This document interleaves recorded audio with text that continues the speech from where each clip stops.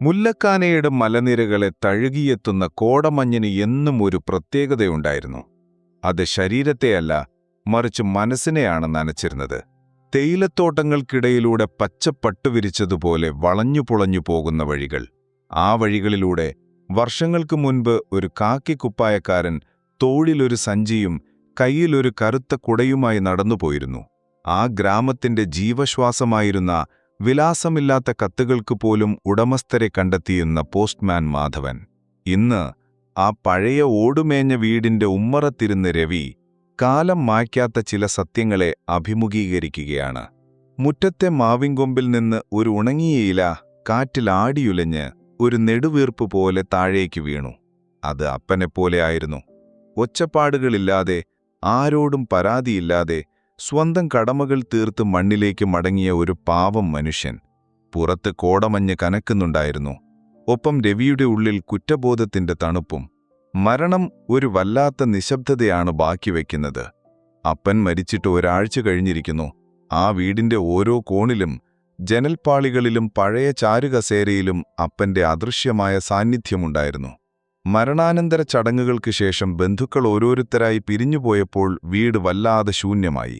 ഭിത്തിയിലെ ഘടികാരത്തിന്റെ ടിക് ടിക് ശബ്ദം മാത്രം ആ ശൂന്യതയെ മുറിച്ചുകൊണ്ടിരുന്നു.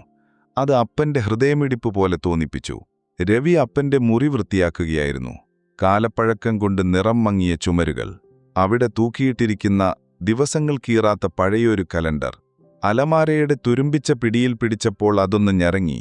താഴത്തെ തട്ടിൽ പഴയ മുണ്ടുകൾക്കും ഇസ്തിരിയിടാത്ത ഷർട്ടുകൾക്കുമിടയിൽ നിന്നാണ് ചുവന്ന ചട്ടയുള്ള ആ ഡയറി കിട്ടിയത്. അതിന്റെ താളുകൾക്ക് പഴക്കത്തിന്റെ മഞ്ഞ നിറമുണ്ടായിരുന്നു. തൊട്ടടുത്ത് ചാർജ് തീർന്ന് സ്വിച്ച് ഓഫായ കീപാഡിലെ അക്കങ്ങൾ മാഞ്ഞു തുടങ്ങിയ ഒരു പഴയ നോക്കിയ 1100 ഫോണും കിടപ്പുണ്ടായിരുന്നു. അപ്പന്റെ മണം ആ മുറിയിൽ അപ്പോഴും തങ്ങി നിൽക്കുന്നുണ്ടായിരുന്നു. കെട്ടുപോയ ബീഡിയുടെ രൂക്ഷഗന്ധം, നനഞ്ഞ മണ്ണിന്റെ ഗന്ധം, പിന്നെ മഴ നനഞ്ഞ കാക്കി യൂണിഫോമിൽ നിന്നുയരുന്ന ഒരു പ്രത്യേക മണം. ആ മണം രവിയുടെ ശ്വാസകോശത്തിൽ തറച്ചു. ഇനി അപ്പൻ വരില്ല എന്ന സത്യം ആ ഗന്ധത്തിലൂടെയാണ് അവനിലേക്ക് തുളച്ചു കയറിയത്. രവി ആ ഫോൺ കയ്യിലെടുത്തു. നടുവിലത്തെ ഓക്കെ ബട്ടൺ അമിതമായ ഉപയോഗം കൊണ്ട് തേഞ്ഞുപോയിരിക്കുന്നു. ജനലിലൂടെ പുറത്തേക്കു നോക്കുമ്പോൾ മുല്ലക്കാന ഇരുളിൽ മുങ്ങുകയാണ്. പണ്ട് ഈ നേരത്താണ് അപ്പൻ പഴയ എവറഡി ടോർച്ചുമെടുത്ത് പുറത്തേക്കിറങ്ങുന്നത്. തെരുവ് വിളക്കുകൾ കത്തുന്നതിനു മുൻപേ ഗ്രാമത്തിന് വെളിച്ചമാകുന്ന മനുഷ്യൻ. ഇരുട്ടാണ് മോനെ, സൂക്ഷിക്കണം എന്ന് പറയാൻ ഇനി ആ സ്വരമില്ലല്ലോ എന്ന ചിന്ത രവിയെ തളർത്തിക്കളഞ്ഞു. അപ്പൻ വെളിച്ചമായിരുന്നത് നാട്ടുകാർക്ക് മാത്രമായിരുന്നോ? സ്വന്തം വീട്ടിൽ അപ്പൻ ഒരു നിഴൽ മാത്രമായിരുന്നുവോ എന്ന് ചോദ്യം രവിയുടെ നെഞ്ചിൽ ഒരു മുള്ളുപോലെ തറച്ചു. 90കളുടെ തുടക്കം. മൊബൈൽ ഫോണുകൾ ഗ്രാമത്തിലേക്ക് എത്തിനോക്കിയിട്ടില്ലാത്ത കാലം. വാട്സപ്പ് സന്ദേശങ്ങളില്ലാത്ത കാലം. മുല്ലക്കാനത്തെ മാധവനെന്ന പോസ്റ്റ്മാൻ വെറും ഒരു സർക്കാർ ജീവനക്കാരനായിരുന്നില്ല. അയാൾ ആ ഗ്രാമത്തിന്റെ വാർത്താവിനിമയ ശൃംഖലയായിരുന്നു. സന്തോഷവും സങ്കടവും പ്രണയവും ആ കാക്കി സഞ്ചിക്കുള്ളിൽ ഭദ്രമായിരുന്നു. അയാൾക്ക് എല്ലാ വീടുകളിലെയും അടുക്കള രഹസ്യങ്ങൾ അറിയാമായിരുന്നു.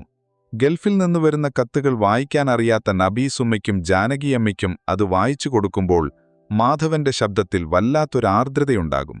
മകനയച്ച കത്തു വായിക്കുമ്പോൾ സന്തോഷവാർത്തയാണെങ്കിൽ മാധവന്റെ മുഖം തെളിയും. മരണവാർത്തയോ രോഗവിവരമോ ആണെങ്കിൽ ആ ശബ്ദമിടറും. പലപ്പോഴും കത്തു വായിച്ചു കഴിയുമ്പോൾ ഉമ്മമാർ കണ്ണീരോടെ നൽകുന്ന ചായയോ ശർക്കരയിട്ട ആവിലോ അയാൾ സന്തോഷത്തോടെ സ്വീകരിക്കും. മാധവേട്ടാ, നിങ്ങൾ വന്നാലേ ഈ വീട്ടിനൊരു ഐശ്വര്യമുള്ളൂ എന്ന് ഗ്രാമീണർ പറയുമ്പോൾ ആ മുഖത്തു വിരിയുന്ന ചിരിയുണ്ടല്ലോ, അതായിരുന്നു അയാളുടെ ഏറ്റവും വലിയ സമ്പാദ്യം. അയാൾക്ക് പോസ്റ്റ് ഓഫീസ് ഒരു ജോലിസ്ഥലമായിരുന്നില്ല, അതൊരു ക്ഷേത്രമായിരുന്നു. പക്ഷേ ഹൈസ്കൂളിൽ പഠിക്കുന്ന രവിക്ക് അതൊരു അഭിമാനമായിരുന്നില്ല, മറിച്ച് അപമാനമായിരുന്നു. ക്ലാസ് മുറിയിലേക്ക് വിയർത്തു കുളിച്ച് മഴ നനഞ്ഞ് പാൻറ് മടക്കിക്കുത്തി സാറേ ഹെഡ്മാസ്റ്റർക്കുള്ള തപാലാണ് എന്നു പറഞ്ഞ് കയറി വരുന്ന അപ്പനെ കാണുമ്പോൾ അവൻ ബെഞ്ചിന്റെ അടിയിലേക്ക് തല താഴ്ത്തിയിരിക്കുമായിരുന്നു. അപ്പന്റെ നനഞ്ഞ കുടയിൽ നിന്ന് വെള്ളം ക്ലാസ് മുറിയിലേക്ക് വീഴുമ്പോൾ അവന് ദേഷ്യം വരും. അപ്പന്റെ കാക്കി വേഷം അവന് വെറുപ്പായിരുന്നു. ഇന്റർവെൽ സമയത്ത് കൂട്ടുകാർ അവനെ വലയും. എടാ രവി, നിന്റെ അപ്പൻ ഇന്നും ആ കിണറ്റിലിറങ്ങിയല്ലേ? ഇന്നലെ രാഘവൻ ചേട്ടന്റെ പശുവിനെ നോക്കാൻ പോയതും കണ്ടല്ലോ. പോസ്റ്റ്മാനാണോ അതോ പണിക്കാരനാണോ നിന്റെ അപ്പൻ? കൂട്ടുകാരുടെ പരിഹാസം മുനയുള്ള അമ്പുകൾ പോലെ അവന്റെ നെഞ്ചിൽ തറച്ചു. ഗ്രാമത്തിൽ ഏത് കിണറ്റിൽ മോട്ടോർ കേടായാലും ആര് വഴിയിൽ വീണാലും അവിടെ ആദ്യം ഓടിയെത്തുന്നത് മാധവനായിരുന്നു. സ്വന്തം മകന്റെ അഭിമാനത്തേക്കാൾ വലുതാണ് നാട്ടുകാരുടെ ആവശ്യമെന്ന് മാധവൻ വിശ്വസിച്ചു. അത് രവിക്ക് മനസ്സിലായില്ല. മാധവൻ ഒരു പൊതു സ്വത്തായി മാറുന്നത് അവനെ വല്ലാതെ ചൊടിപ്പിച്ചു. അന്ന് ഉച്ചയ്ക്ക് കഴിക്കാൻ കൊണ്ടുവന്ന ചോറുപോലും തൊണ്ടയിലിറങ്ങാതെ അവൻ എറിഞ്ഞുകളഞ്ഞു. ഒരു ഉച്ചതിരിഞ്ഞ നേരം കവലയിൽ വലിയ ബഹളമായിരുന്നു. അന്യനാട്ടിൽ നിന്ന് വന്ന ഹംസ എന്ന മെലിഞ്ഞ മനുഷ്യൻ മീൻകുട്ടയുമായി നിൽക്കുന്നു. വെയിലുകൊണ്ട് കരിവാളിച്ച മുഖം, കീറിയ ഷർട്ടിന്റെ പോക്കറ്റിൽ കുറച്ച് ചില്ലറ തുട്ടുകൾ മാത്രം, ഉണങ്ങി വരണ്ട ചുണ്ടുകൾ. നാട്ടുകാരിൽ ചിലർ, പ്രത്യേകിച്ച് കവലയിലെ പ്രമാണികൾ, അവനെ തടയുകയാണ്. ഇവിടെ പുറത്തുനിന്നുള്ള കച്ചവടം വേണ്ട, ഞങ്ങളുടെ നാട്ടുകാർ പട്ടിണിയാകണോ? എവിടെന്നോ വന്ന് വലിഞ്ഞു കയറിയാൽ സമ്മതിക്കില്ല. കവലയിലെ പ്രമാണി കുഞ്ഞപ്പൻ ചേട്ടൻ ഒച്ചവെച്ചു. ഹംസ ഭയന്ന് വിറച്ചു നിൽക്കുകയാണ്. അവന്റെ കണ്ണുകൾ നിറഞ്ഞിരുന്നു. വിശപ്പിന്റെ വിളി അവനെ തളർത്തിയിരുന്നു. സാറേ, എന്റെ ഉമ്മ പട്ടിണിയാ, 2 മീൻ വിറ്റോട്ടെ. അവന്റെ ശബ്ദം പുറത്തേക്ക് വന്നില്ല. അപ്പോഴാണ് തുരുമ്പിച്ച സൈക്കിൾ ബെല്ലടിച്ച് മാധവൻ വരുന്നത്. ആൾക്കൂട്ടത്തെ വകഞ്ഞു മാറ്റി മാധവൻ അവിടേക്ക് ചെന്നു. കാര്യം തിരക്കിയ മാധവൻ സൈക്കിൾ സ്റ്റാൻഡിൽ വെച്ചു. എന്നിട്ട് ഹംസയുടെ തോളിൽ കൈവച്ചുകൊണ്ട് നാട്ടുകാരോട് ഉറച്ച ശബ്ദത്തിൽ പറഞ്ഞു, വിശപ്പിനൊരേ ഭാഷയാണ് കുഞ്ഞപ്പ. ഇവനും ജീവിക്കാനാണ് വന്നത്. ഇവൻ ഇവിടെ മീൻ വിൽക്കും. അതിന് തടസ്സം നിൽക്കാൻ ആരെങ്കിലുമുണ്ടെങ്കിൽ കൂടെ ഞാനുമുണ്ടാകും. മനുഷ്യനെ മനുഷ്യനായി കാണാൻ പഠിക്കണം. ഇവന്റെ വിശപ്പിന് നിങ്ങളുടെ വിശപ്പിനേക്കാൾ വലിപ്പമുണ്ട്. ആ വാക്കുകൾക്കൊരു തീയുണ്ടായിരുന്നു. എപ്പോഴും ചിരിച്ചുകൊണ്ടു മാത്രം കണ്ടിട്ടുള്ള മാധവന്റെ മറ്റൊരു മുഖം. കണ്ണുകളിൽ കണ്ട ആ രൗദ്രഭാവം കണ്ട് നാട്ടുകാരു നമ്പരന്നു. അവർ പെറുപെറുത്തുകൊണ്ട് പിരിഞ്ഞുപോയി. ഹംസ കണ്ണീരോടെ മാധവന്റെ കൈകൾ കൂട്ടിപ്പിടിച്ചു. പടച്ചോൻ കാക്കും സാറേ എന്നവൻ വിതമ്പി. മാധവൻ അവനെ ചേർത്ത് പിടിച്ചു പറഞ്ഞു, പേടിക്കണ്ട, ഇവിടെ ആരും നിന്നെ ഒന്നും ചെയ്യില്ല. പക്ഷെ ഈ വാർത്തയറിഞ്ഞ രവിയും ശ്രീജയും വീട്ടിൽ ബഹളമുണ്ടാക്കി. അപ്പനെന്തിനാ ആവശ്യമില്ലാത്ത കാര്യത്തിൽ ഇടപെടുന്നത്? നാട്ടുകാരുടെ വെറുപ്പ് സമ്പാദിക്കാൻ. നാളെ നമുക്കൊരാവശ്യം വന്നാൽ ആരും കാണില്ല. അപ്പൻ ഈ നാട് നന്നാക്കാൻ ഇറങ്ങിയേക്കുവാണോ? ശ്രീജയുടെ ചോദ്യങ്ങൾ കൂരമ്പുകൾ പോലെയായിരുന്നു. മാധവൻ ഒന്നും മിണ്ടിയില്ല. ചോറുണ്ണാൻ പോലും ഇരിക്കാതെ ഉമ്മറത്തെ ചാരുകസേരയിലിരുന്ന് ആകാശത്തേക്ക് നോക്കിയിരുന്നു. നക്ഷത്രങ്ങൾക്കിടയിൽ അയാൾ ആരുടെയോ മുഖം തിരയുന്നതുപോലെ തോന്നി. തന്റെ മക്കൾക്ക് തന്റെ മനസ്സ് കാണാൻ കഴിയുന്നില്ലല്ലോ എന്ന സങ്കടം ആ കണ്ണുകളിലുണ്ടായിരുന്നു. അന്ന് രാത്രി മുഴുവൻ മാധവൻ ഉറങ്ങാതെ തിരിഞ്ഞും മറിഞ്ഞും കിടന്നു. മുല്ലക്കാനത്തെ ഗ്രൗണ്ടിൽ ഉത്സവപ്രതീതിയായിരുന്നു. തമിഴ്നാട്ടിൽ നിന്നെത്തിയ തങ്കസ്വാമിയുടെ മരണക്കിണർ പോലെയുള്ള സൈക്കിൾ അഭ്യാസം നടക്കുന്നു. കാണാൻ വലിയ തിരക്ക്. രവിയും കൂട്ടുകാരും മുൻനിരയിൽ. ചെണ്ടമേളവും അനൗൺസ്മെന്റും കൊണ്ട് അന്തരീക്ഷം മുഖരിതമാണ്. വർണ്ണക്കടലാസുകൾ കൊണ്ട് അലങ്കരിച്ച വേദിയിൽ തങ്കസ്വാമി അഭ്യാസ പ്രകടനങ്ങൾ തുടങ്ങി. കണ്ണുകെട്ടി സൈക്കിൾ ഓടിക്കുക, തീയിട്ട വളയത്തിലൂടെ ചാടുക. ജനം കൈയടിച്ചു. എന്നാൽ അഭ്യാസത്തിനിടയിൽ പെട്ടെന്നൊരു പിഴവ്.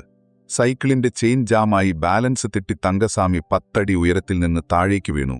അയ്യോ എന്നൊരു നിലവിളി ഉയർന്നു. പിന്നെ ഗ്രൗണ്ടിലാകെ ഭയാനകമായ നിശബ്ദത. തലയിടിച്ചു വീണ അയാളുടെ തലയിൽ നിന്നും ചോര വാർന്നൊഴുകുന്നു. കൂടി നിന്നവരൊന്ന് മടിച്ചു. ആരും മുന്നോട്ടു വരുന്നില്ല. പോലീസിനെയും കേസിനെയും ഭയന്ന് പലരും പിന്നോട്ടു മാറി. പക്ഷെ ആൾക്കൂട്ടത്തിൽ നിന്ന് കാക്കിയൊടിപ്പെട്ട മാധവൻ ഓടിച്ചെന്നു. ചോരയിൽ കുളിച്ചുകിടന്ന തങ്കസ്വാമിയെ താങ്ങിയെടുത്ത് അതുവഴി വന്ന ജീപ്പിൽ കയറ്റി. പെട്ടെന്ന് ആശുപത്രിയിൽ വിടൂ, ജീവൻ രക്ഷിക്കണം, അയാൾ അലറി. സ്വന്തം യൂണിഫോമിൽ ചോരയാകുന്നത് അയാൾ കാര്യമാക്കിയില്ല. അയാളുടെ മുഖത്ത് മരണത്തെ തോൽപ്പിക്കണമെന്ന വാശി മാത്രമായിരുന്നു. അന്നത്തെ ദിവസം മാധവൻ വീട്ടിൽ വന്നില്ല. പിറ്റേന്നും വന്നില്ല. ഒരാഴ്ച കടന്നുപോയി. 2 ആഴ്ചയായി. ഗ്രാമത്തിൽ പലതരം കഥകൾ പരന്നു. മാധവൻ ആ തമിഴന്റെ കൂടെ നാടുവിട്ടു. അല്ല, വേറെ എന്തോ കേസിൽപ്പെട്ടു. അയാൾക്ക് വേറെ എവിടെയോ ബന്ധമുണ്ട്. വീട്ടിൽ പട്ടിണി തുടങ്ങി. അരിപ്പാത്രം കാലിയായി. അമ്മ അടുക്കളയിലിരുന്ന് തേങ്ങിക്കരച്ചിലായി. അയൽപക്കത്തെ കടം വാങ്ങിയ അരികൊണ്ട് കഞ്ഞിവെച്ചു കുടിക്കുമ്പോൾ രവിക്ക് അപ്പനോടുള്ള ദേഷ്യം വെറുപ്പായി മാറി. സ്വന്തം വീട്ടുകാരെ നോക്കാതെ എവിടെയോ ഉള്ളവനു വേണ്ടി പോയ അപ്പൻ, ഞങ്ങളെ പട്ടിണിക്കിട്ടിട്ട് എന്തു പുണ്യമാണ് അപ്പന് കിട്ടുന്നത്? ഇങ്ങനൊരു അപ്പനുണ്ടായിട്ട് കാര്യമില്ല. അവൻ അമ്മയോട് തട്ടിക്കയറി. ഓരോ ഉരുള ചോറിനും കയ്പുരസമായിരുന്നു. 1 മാസത്തിനു ശേഷം ഉച്ചവെയിലിൽ ക്ഷീണിച്ചവശനായി മാധവൻ തിരിച്ചെത്തി. താടി വളർന്ന് കണ്ണുകൾ കുഴിഞ്ഞ് എല്ലുകളുന്തി മുഴിഞ്ഞ വേഷത്തിൽ, കാണാനൊരു ഭ്രാന്തനെപ്പോലെ. കാലിലെ ചെരുപ്പ് തേഞ്ഞു തീരാറായിരുന്നു. വെയിലുകൊണ്ട് അയാളുടെ തൊലി കരിവാളിച്ചിരുന്നു. നടക്കാൻ പോലും അപ്പൻ പാടുപെടുന്നുണ്ടായിരുന്നു. കൈയിൽ ചുരുട്ടിപ്പിടിച്ച കുറച്ച് നോട്ടുകളുണ്ടായിരുന്നു. അത് വിറയ്ക്കുന്ന കൈകളോടെ അമ്മയുടെ കയ്യിൽ ഏൽപ്പിച്ചു. അവൻ തങ്കസ്വാമിക്ക് ബോധം വന്നപ്പോൾ കയ്യിൽ കാശില്ലായിരുന്നു.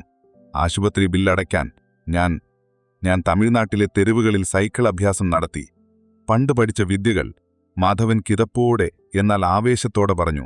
അയാളുടെ കണ്ണുകളിൽ അഭിമാനത്തിന്റെ തിളക്കമുണ്ടായിരുന്നു. ഒരു ജീവൻ രക്ഷിച്ചതിന്റെ നിർവൃതി.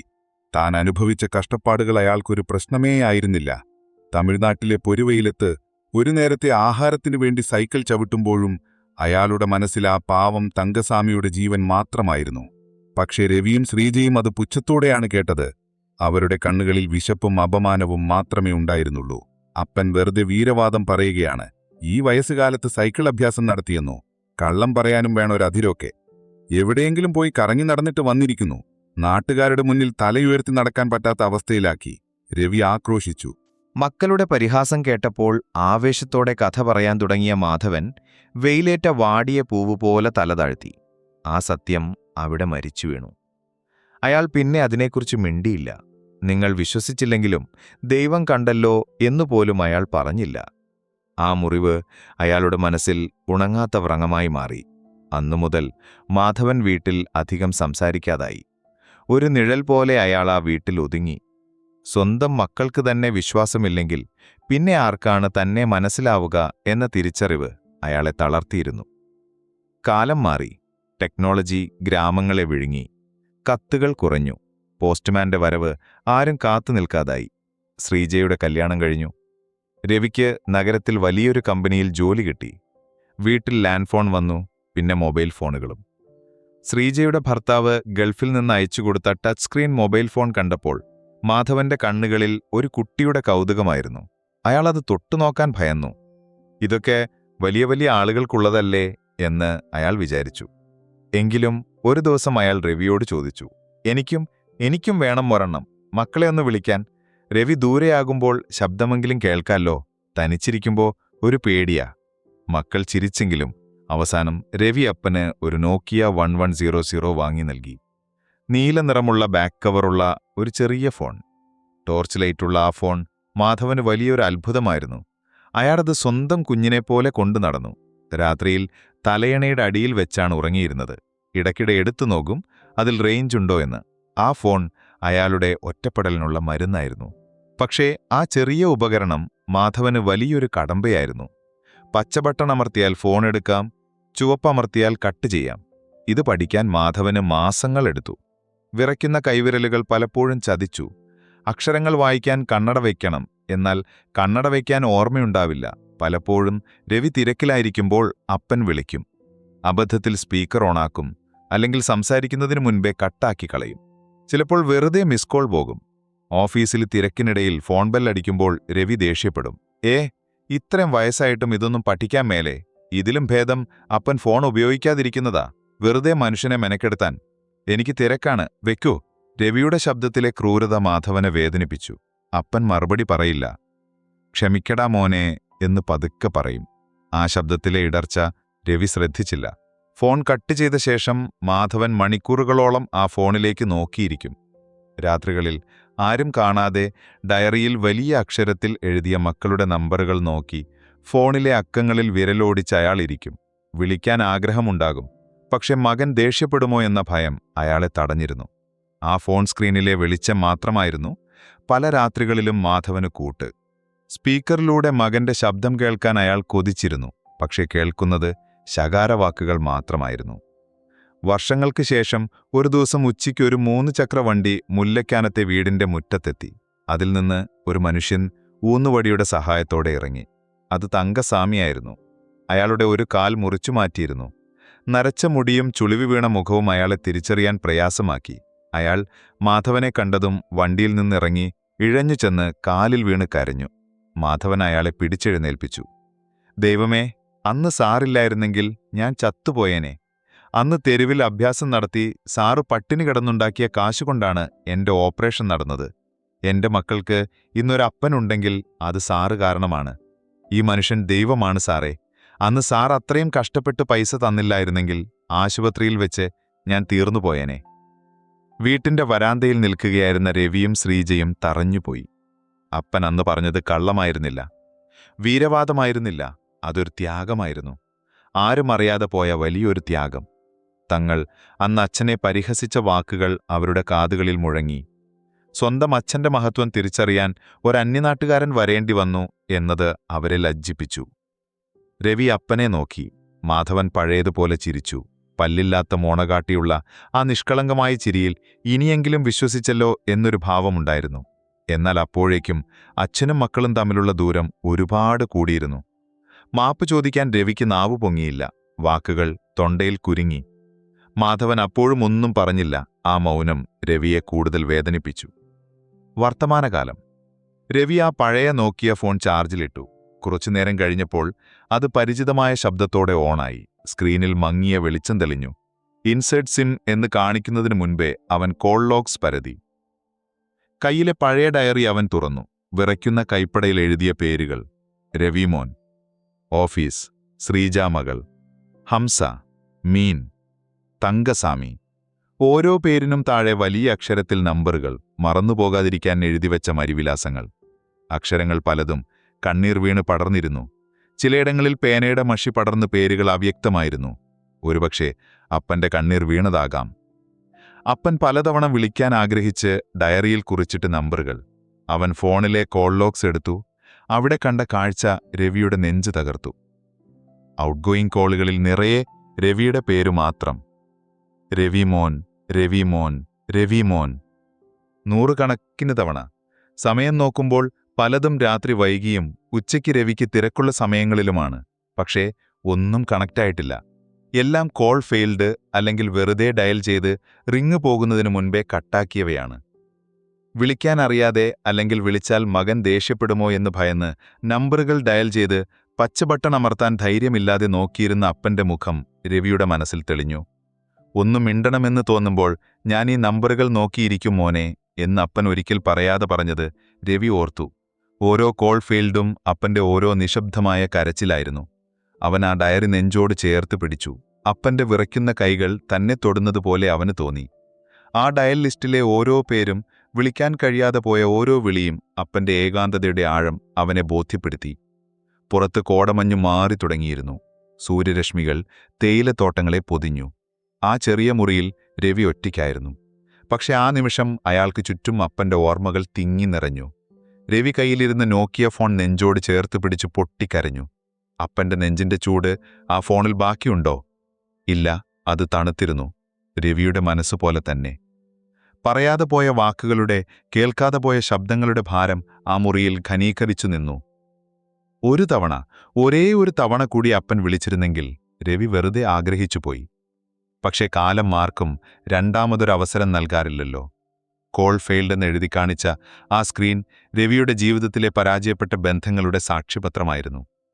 കരഞ്ഞു തളർന്നപ്പോൾ അവൻ മുഖമുയർത്തി. ഭിത്തിയിൽ തൂക്കിയിട്ട അപ്പന്റെ പഴയൊരു ഫോട്ടോയിലേക്ക് അവൻ നോക്കി. അതിൽ മാധവൻ ചിരിക്കുന്നുണ്ട്. ആ ചിരിയിൽ പരിഭവമില്ല, പരാതികളില്ല, മറിച്ച് ലോകം മുഴുവൻ സ്നേഹിക്കാൻ മാത്രം പഠിച്ച ഒരു മനുഷ്യന്റെ നിഷ്കളങ്കത മാത്രം.